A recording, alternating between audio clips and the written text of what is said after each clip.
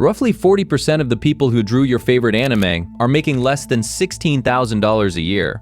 Not entry-level workers at some obscure studio, the actual animators behind shows you've watched dozens of times, living in one of the most expensive cities on the planet, working days that most people wouldn't survive a single week of.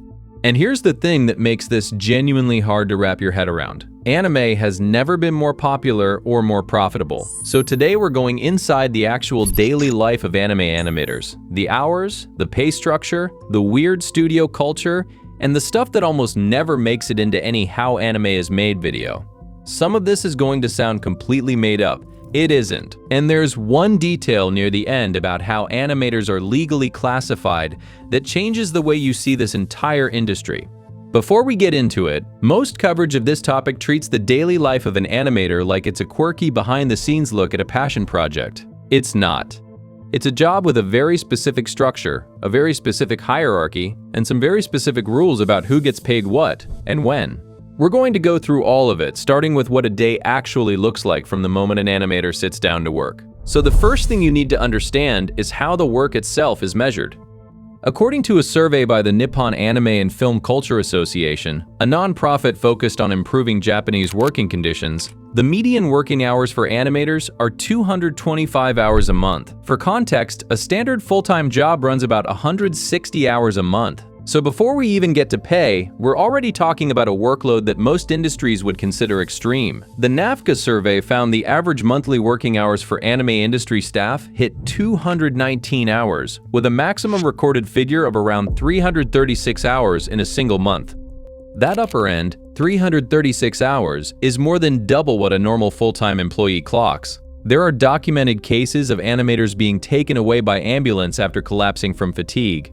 That's not an exaggeration. That's a real thing that has happened more than once. Now, here's where the daily structure gets interesting, because the way an animator's day is organized is genuinely unlike almost any other creative job. A single 20-minute episode of anime requires around 3,000 individual drawings, broken up into roughly 300 separate cuts. So an animator's entire day is spent thinking in terms of tiny numbered scene fragments. Not the episode, not the show, just cut number 47. And then cut number 48, and then cut number 49. Each of those cuts travels through the studio in a physical bag, a cut bag labeled with the show title, the episode number, the animator's name, and the background number. Every few seconds of footage you see on screen has a paper trail attached to it, like evidence in a case file. And the paper itself matters more than you'd think. Even in an industry that's increasingly digital, the Jenga and Douga sheets, the key animation and in-between animation drawings, still use standardized paper with punched registration holes so every single drawing lines up perfectly under the scanner. That detail has been carried over from traditional cell animation, and it never went away. There's also a color coding system built into the paper workflow that most fans have never heard of. Original key animation is drawn on white paper. If the episode director steps in to correct a drawing, that correction goes on yellow paper. If the animation director or character designer gets involved, it's blue paper. Anyone who picks up a stack of drawings can instantly tell who touched what and at what level.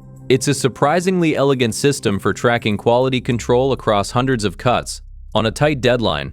So that's the physical environment. Now let's talk about where animators actually sit in the hierarchy, because this is where most people's assumptions fall apart pretty quickly. The entry-level position is called doga, in-between animation. Your job is to draw the frames that sit between the key poses created by the more senior key animators above you. And here's the part that genuinely surprises most people. A first-year animator's total income for a year has been documented as low as 668,000 yen, about $6,000. With monthly earnings that were inconsistent and rarely got above a few $100s. One animator noted that her income might actually be on the higher end for first-year animators, and that 50,000 yen per month, around $450, is a more typical figure.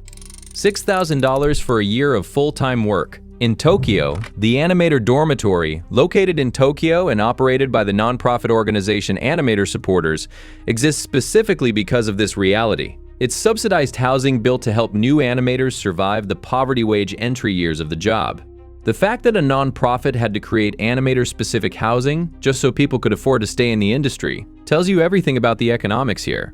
and the pay structure itself is the reason why. In-betweeners get paid per drawing, roughly 200 yen per drawing, which works out to about $1.40. So a productive day for an animator isn't measured in hours worked. It's measured in sheets completed. The more drawings you finish, the more you earn. Which sounds fine until you realize there's a hard physical ceiling on how much you can produce no matter how good you are. Even the fastest, most skilled in-betweener can only physically draw around 300 pages in a month, which caps monthly income at around 60,000 yen regardless of talent. You can't outwork the ceiling. It's just there. Now, here's the part that keeps coming up in insider accounts, and it's a little counterintuitive. Genuinely talented newcomers often burn out and quit precisely because they're talented. When you're good early, you get thrown into heavier workloads faster. You get assigned the harder cuts. You get more responsibility before you've built up the endurance to handle it, and that accelerates burnout rather than protecting against it. The industry isn't designed to reward early talent. It's designed around the expectation that you become skilled only after roughly a decade inside it. Talent on day one isn't the entry requirement. Survival is. According to NAFCA data, roughly 40% of the 311 animators surveyed made a yearly income of under 2.4 million yen, less than 16,000 US dollars. For animators in their 20s and 30s, that figure climbed to 50%. And this is happening inside an industry that, by any measure, is booming globally. A 2024 UN report condemned Japan's anime industry for exploiting workers, citing excessive hours, low pay, and disregard for intellectual property rights, while also highlighting widespread unpaid overtime and job insecurity. In response, Japan's first freelancer protection law, the Freelance Act, took effect in November 2024, requiring written contracts, banning unpaid extra work, and mandating payment within 60 days. But enforcement has been shaky. So why doesn't it change? Why don't wages just go up? The answer is structural, and it goes back to how anime gets financed in the first place. Most of the money in anime flows to production committees, groups made up of toy manufacturers, comic book publishers, and other corporations that help finance these projects. They pay animation studios a set fee and keep the royalties for themselves. This system was originally intended to protect studios from financial risk, but it also keeps studios and their employees from seeing record profits when a show becomes a hit. So when a show absolutely blows up, when it becomes a cultural moment, the animators who drew it don't see any of that upside. The profit goes to the committee. The animator gets the per drawing rate they agreed to before production started, and that's it. Studios can subject workers to grueling hours without having to pay employee benefits or guarantee a salary because of how most animators are classified. And this is the detail I mentioned at the start, the one that reframes the whole picture.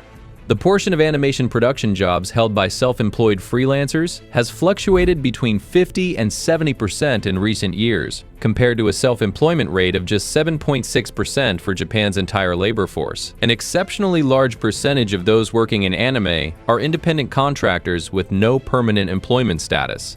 Many of them work full-time every day at the same studio desk, but they're legally classified as freelancers, which strips them of minimum wage protections and benefits that a regular employee would automatically receive.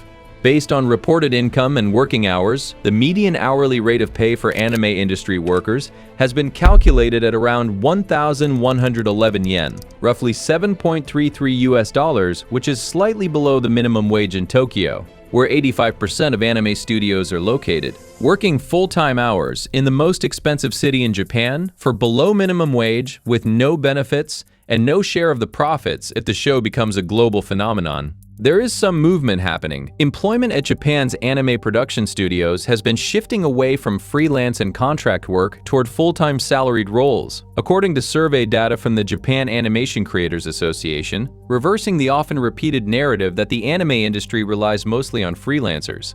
Increased availability of permanent work arrangements has led to real improvements in working conditions over the last decade, with average working hours per month falling from 262 hours in 2013 to around 190 hours in 2024. That's still high, but the direction is right.